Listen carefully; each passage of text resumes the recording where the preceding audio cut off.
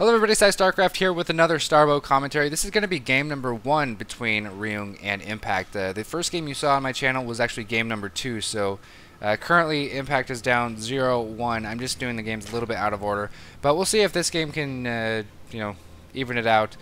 Impact in the bottom left as the teal Zerg, and in the top right we have Ryuong as the blue Terran. Obviously these guys are on a team. They probably played against each other many times. The question is, have they played against each other in Starbow?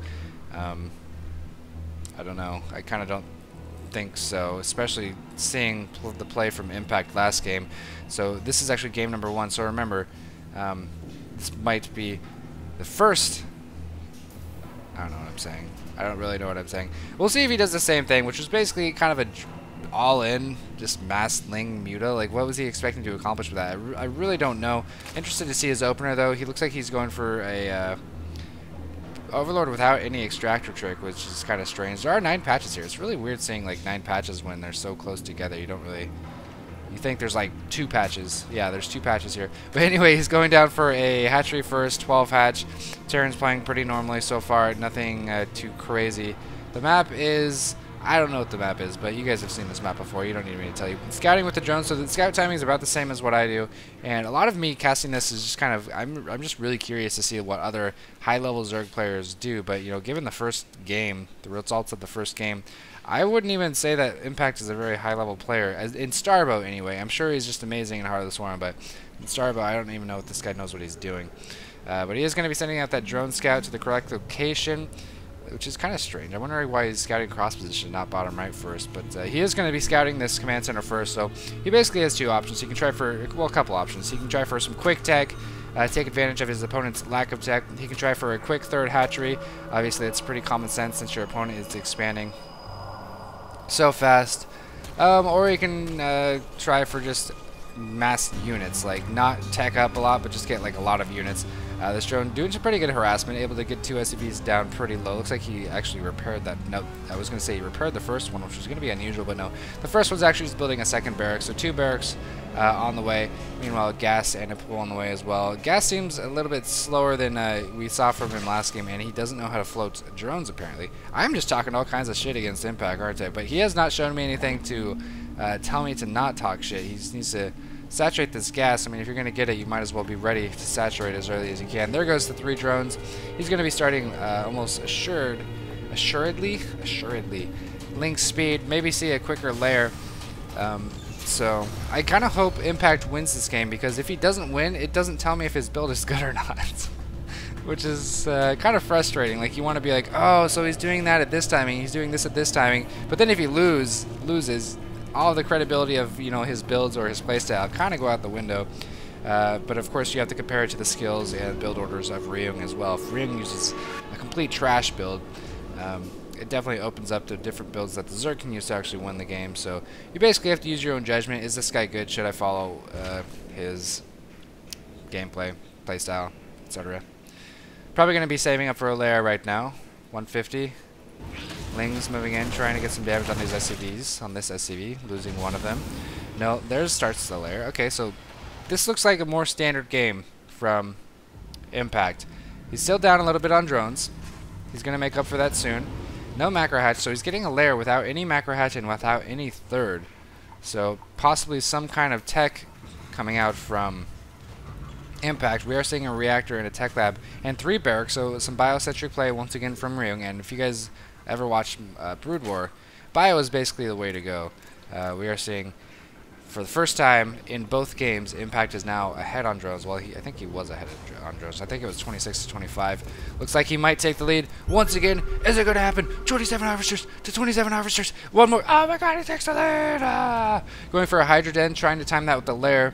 Looks like we did see some nurturing swarms on this hatchery, maybe on this, or the hatchery. I hope not the Hydra Den. Hydra Den produces really fast. You really want to get that lair out soon. So I'm assuming he's just going to be going for some lurkers. This is game number 1, remember, so he hasn't tried mutas yet. This is the first game. Spinecrawler going in as well, alongside an evolution chamber. And I almost expect to see, undoubtedly expect to see this upgraded into a lurker den And looks like we'll be seeing just that. Yes, Lurker Den on the way.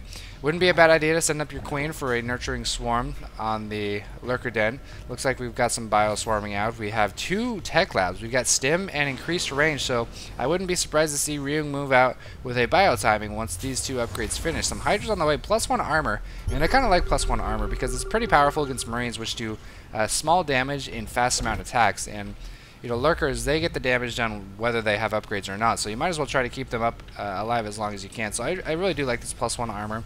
Not sure about this Hydra move out, though. I think he might have actually missed this Bio Army move out. He should see that there's very few units at home, and that there's possibly a Bio Army moving out, so this is... oh boy, this is bad. I don't know how he doesn't notice this. He's actually going for drops. He was going to go for Lurker drops. That's why he's positioning these Hydras up here, is for the Overlord to drop him. The problem is he doesn't have any Overlords in position, and he's got this nasty Bio Army just kind of coming down his throat. Oh, jeez. He's losing an Overlord as well. He's not supply capped, but he lost that Overlord. Stim going down. Spinecrawler is very strong against this small amount of Bio forces, but he doesn't really have any support for them. He's got both of his queens downstairs.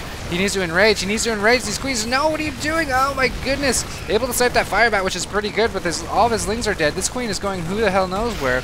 These drones are going to get a good surround. Enrage. Enrage, queen.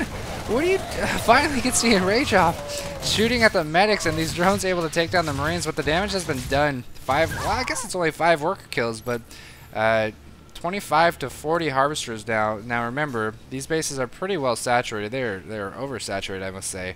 So the economy is not going to be as bad as a 29 to 42 harvester count might indicate, but Impact able to survive that, and the reason he was able to survive is it wasn't a very powerful push, but it really did its job. Killed a couple Hydras. He's got these Hydras just chilling here. He needs to get an Overlord up there. I don't know how this guy is good. What's his APM? He's got about average APM. I think my APM is actually about as high. He's got an Overseer chilling here. That could have been the Overlord for the drop play, but what is happening? He's got 3 Lurkers. These Lurkers might get something done, so actually, if he can catch Ryuong off guard, if he can get some Lurkers out here, maybe hold position or passive, make them passive, that could work. These Hydras still just chilling. He completely forgot about his strategy. Okay, now he's sending that Overlord, but he's not making these Hydras into Lurkers. Meanwhile, this Bio push slowly moving out. It looks like he's following it up with tanks this time. So you do need a fusion core for Science Vessels. So Science Vessels is a very expensive but very effective unit. Still not making this Lurker. He's actually getting a Spire. He's on 2 saturated bases and he's trying to afford Spire and Lurkers. This Bioforce is going to be like, no, not going to fight against these Lurkers. It's probably a bad idea. We've got 1 Lurker coming down. I don't know why we're not seeing a 2nd Lurker. You're rallying one more Hydra. And is this Bioforce going to fight an opening? I really don't think he should be moving into this, the Bio player. These drops could be incredibly effective, so this is going to be interesting to see. I wonder if he realizes an Overseer can't actually lift up units. Oh, here comes the Bioforce. Decent splits from Ryuong, but Lurker is so damn powerful, especially with that +1 armor. I really do like that +1 armor decision. So on these 2 bases, wow, it's so many. He's got some tanks on the way too. I think this game might end very, very quickly.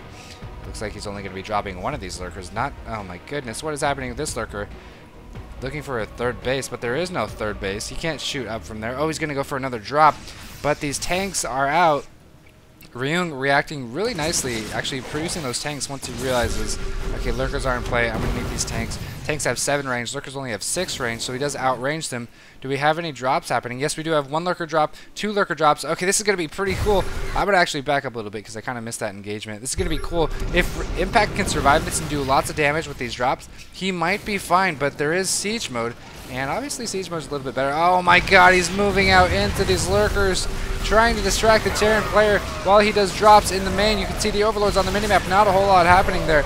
These Lurkers finally going down, getting a little bit of damage done on these SCVs. He's got 1 in the main, which just got 2 kills, but this Bio/Tank Force, what does he have Scourge for? He's getting Scourge just for these, oh my goodness. Who is this guy? Impact being taken down by a pretty simple push from Ryuong once again. I don't know if this guy knows how to make economy, make drones, but he's not any Zerg player I want to watch to learn from. But that's now 2-0 in favor of Ryuong. So I hope you guys enjoyed this. Going to be doing the entire series. I don't know if it's going to end on game 3 or if it's going to go further, but that's going to be it. Do not watch Impact and do not learn from him because he's trying to go for Hive now. I don't even know. That's going to be it. Thanks for watching.